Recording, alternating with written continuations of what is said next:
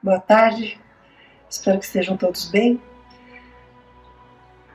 Vamos agradecer a Deus por essa reunião, mais uma palestra da sessão de saúde sexta-feira da Casa de Fabiano. Que Deus abençoe nosso encontro. Já aprendemos que há várias formas de se ajudar o próximo, né? Doações materiais são sempre bem-vindas, mas Emmanuel nos ensina a primordialmente ajudar com a nossa luz, como lemos em seu texto algumas semanas atrás. Ajudar com nossa luz, fortalecida pela nossa fé em Deus e num futuro feliz. Nossa luz refletida sobre o irmão doente ou carente através do amor. Ocorre que em tempos difíceis, muitos mergulham em suas próprias aflições e angústias, e vitimizados e egoístas, não conseguem sequer enxergar o próximo. As pessoas sentem-se incapazes de ajudar a si mesmas, quanto mais o próximo. É preciso então fugir desse estado de espírito de tristeza, desânimo, falta de boa vontade. Procuremos não nos fragilizarmos perante nossos próprios problemas, que a carência à nossa volta é muito grande, né? A tarefa não é fácil. O auxílio ao próximo nos leva muitas vezes a caminhos difíceis. E o trabalho é duro, né? Mas a proposta é de não nos acomodarmos ao caminho fácil, né? Confiando que Jesus nos acompanha nessa lida.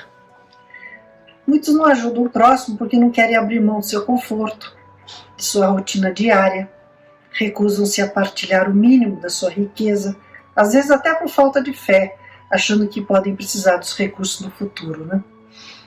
Há os que não querem se defrontar com as mazelas da doença, com as angústias da miséria, a falta de asseio de quem não tem água encanada em casa, a ignorância, a depressão, a loucura, a tristeza e o abandono dos asilos. As pessoas não querem nem ver essas tristezas para não se sentirem culpadas, né? Então vejamos o que um anjo da guarda nos ensina no Evangelho, no capítulo 5, Bem-aventurados os aflitos. Ele diz: se suportardes o frio e a fome para agasalhar e alimentar aquele que necessita, e vosso corpo sofrer com isso, eis um sacrifício que é abençoado por Deus. Vós que deixais vossos tocadores perfumados para levar consolação aos aposentos infectos, vós que sujais vossas mãos delicadas curando chagas, que vos privais do sono para velar à cabeceira de um doente que é vosso irmão em Deus, vós, enfim, que aplicais a vossa saúde na prática das boas obras, tendes nisso o vosso cilício, verdadeiro cilício de bênçãos, porque as alegrias do mundo não ressecaram o vosso coração.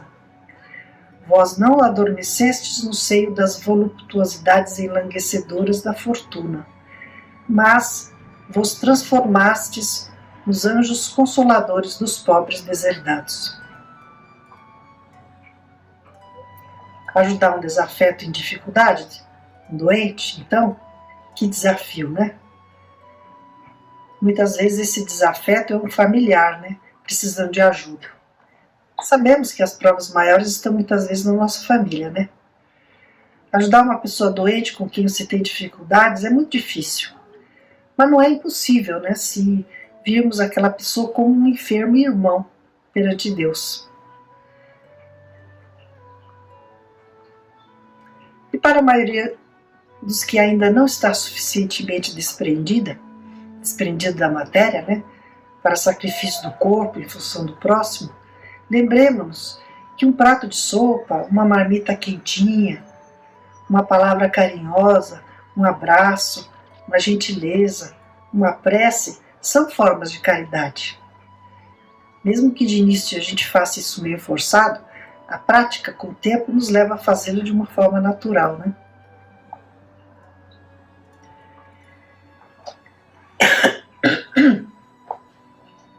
Desculpe. Então vamos ler um poema de Maria de Dolores, que trata do assunto e nos orienta.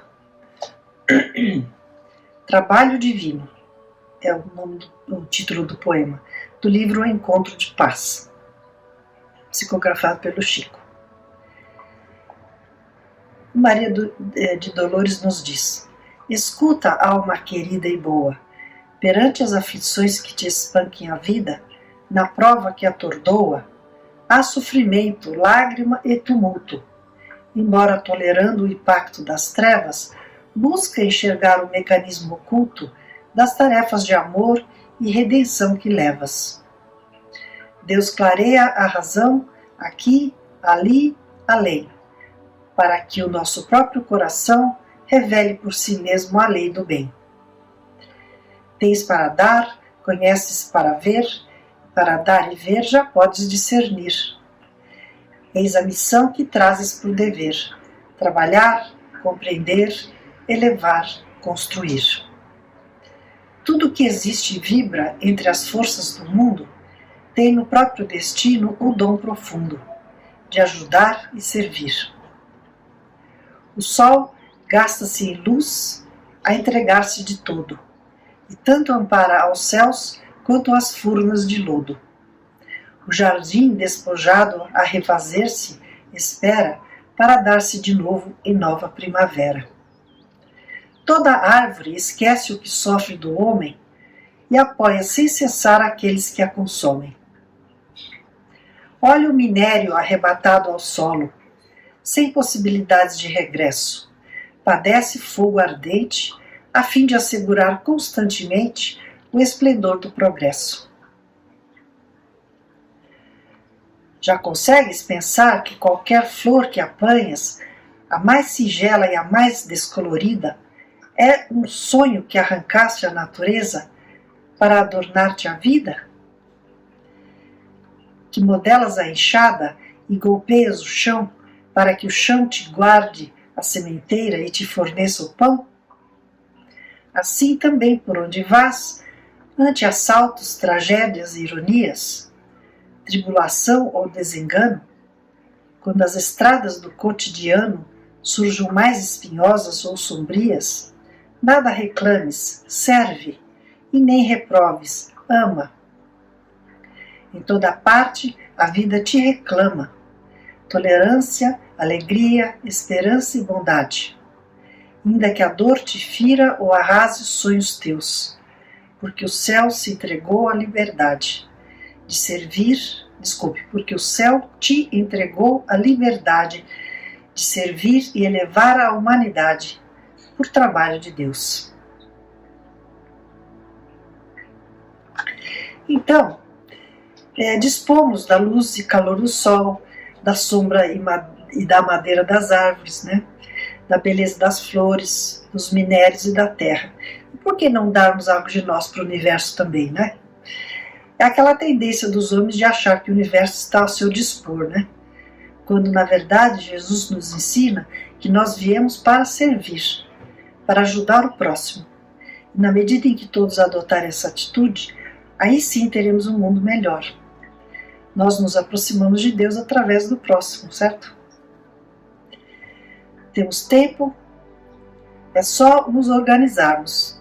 Temos um mínimo de saúde, temos liberdade. E por que não então usarmos essa liberdade para servir e elevar a humanidade, não é? Faz todo sentido, né? É sempre uma troca, né? A natureza nos dá tanta coisa, né? A natureza oferece ao universo tanta coisa. Então vamos também dar a nossa contribuição. E como exemplo desses ensinamentos, vamos ler aqui um conto do irmão X, de nome Na Vinha do Senhor. Está no livro Contos desta e Outra Vida, psicografado pelo Chico. Então, instalado numa casa modesta, que seria mais tarde em Jerusalém, o primeiro santuário dos apóstolos, Simão Pedro refletia. Recordava Jesus, né, em torno de quem havia sempre abençoado o trabalho a fazer. Queria ação, ele se sentiu entediado, né? Ele queria trabalhar, suspirava por travessas a realizar. E pedia em pensamento, em lágrimas, a Jesus que lhe trouxesse o trabalho. Jesus já tinha partido, né? Quanto mais ardentes lhe derramavam as lágrimas, com as quais suplicava do céu a graça de servir, ele chorava, né? E eis que o mestre lhe surge à frente, tão compassivo e sereno como nos dias inovidáveis em que se banhavam juntos na mesma luz das margens do Tiberíades. E ele então pede a Jesus pelo trabalho. Implorou, né? Dissesses que nos fariam pescadores de almas. Quero atividade, Senhor. Quero testemunhar a divina missão do teu evangelho de amor e luz. E Jesus, olhando para ele quieto, e Pedro continuou a implorar, né? Quando enviarás teu serviço às nossas mãos? E por fim Jesus entreabriu os lábios e disse: amanhã, amanhã. E então Pedro ficou todo animado, né, encorajado, esperou para o dia seguinte. E no dia seguinte, acordando cedo, né, fez todas as suas tarefas, e de repente a porta da casa se abre, né, e deixa passar um homem seminu, de angustiada expressão, coração batendo forte, e ele reconhece um criminoso chamado Joachás, um malfeitor, que estava sendo procurado pela polícia da época, né? E exasperado, Pedro responde, porque o malfeitor pede socorro, né? Pede guarida, né? Porque ele vivia muito angustiado com aquela perseguição. E Pedro rechaça. Socorrer-te por quê? Não passas de um ladrão contumaz. E o homem tem que ir embora e acaba sendo preso e vai para a prisão, né? Vai a caminho do cárcere. E satisfeito consigo mesmo pela sua atitude, né, o apóstolo então coloca esperança na obra que lhe seria concedido fazer e continua aguardando, né? E eis que entra uma mulher, chama Júnia, uma linda greco-romana que em Jerusalém se fazia estranha flor de prazer. Era uma mulher da vida, né? Estava doente e cansada e pedia medicamentos e acolhimento. E o Pedro a rechaçou também, né? Aqui não, o teu lugar é na praça pública, onde todos te possam lançar no rosto o desprezo e a ironia. A infortunada afastou-se enxugando os olhos. E Pedro, novamente contente de si, né, continuou esperando a missão do dia. Algo aflito ao entardecer, notou que alguém batia na porta. Era um bêbado, Jarim. Bêbado sistemático, semi-inconsciente, que pedia refúgio contra uma malta de jovens que corriam atrás dele o apedrejando. E Pedro não vacilou. Bêbado, infame, né? Não ofendas o recinto do mestre com o seu vômito. E quase a pontapés expulsou sem piedade. E caiu a noite, e Pedro, desapontado, né, ficou meditando, né, diante da luz da tocha, por que o mestre não tinha lhe mandado o trabalho prometido. Ah, Senhor, né, chorando, aguardei todo dia, assim que me enviastes a prometida tarefa. E Jesus então vem e diz, como não? Por 3 vezes roguei-te hoje cooperação sem que me ouvisses. E ante a memória do companheiro que recordava e compreendia tardiamente, Jesus continuou. De manhã enviei-te Joachás, desventurado irmão nosso, mergulhado no crime, para que o ajudasses a renovar a própria existência, mas devolveste-o à prisão. Depois do meio-dia entreguei-te Júnia, pobre irmã dementada e doente, para que a medicasses e esclarecesses em meu nome. Contudo, condenaste ao vilipêndio e ao sarcasmo. À noitinha mandei-te Jarim, desditoso companheiro que o vício ensandece. No entanto, arremeteste contra ele a pontapés. E Pedro então se dá conta, né? Senhor, soluçou o apóstolo, grande é a minha ignorância e eu não sabia. Compadece-te de mim e ajuda-me com a tua orientação. E Jesus afagou-lhe a cabeça trêmula e falou generoso: Pedro, quando quiseres ouvir-me, lembra-te que o Evangelho tem a minha palavra. Simão estendeu-lhe os braços, desejando retê-lo junto do coração, mas o Cristo sublime como que se ocultava na sombra, escapando-lhe a afetuosa carícia. Foi então que o ex-pescador de Cafarnaum, cambaleando, buscou os apontamentos que trazia consigo. E abrindo-os ao acaso, conforme Jesus disse, né? Quando precisamos da sua palavra, é abrir o Evangelho, né? Não ficar esperando a presença dele. Na verdade, ele está sempre conosco, né? Então, Pedro abriu o Evangelho e encontrou o versículo 12 do capítulo 9 das anotações de Mateus, em que o mestre da vida dizia-nos: os sãos não precisam de médico, mas sim os doentes. Então vamos ler esse trecho no nosso Evangelho, no capítulo 24. Vamos ler o que nos diz, o que podemos ler nesse item. Os sãos não precisam de médico. E aconteceu que, estando Jesus assentado à mesa numa casa, eis que, vindo muitos publicanos e pecadores, se assentaram a comer com ele e com os seus discípulos. E vendo isto, os fariseus diziam aos seus discípulos: por que come o vosso mestre com os publicanos e pecadores? Mas ouvindo-os, Jesus disse: os sãos não têm necessidade de médico, mas sim os enfermos. Foi esse o relato de Mateus.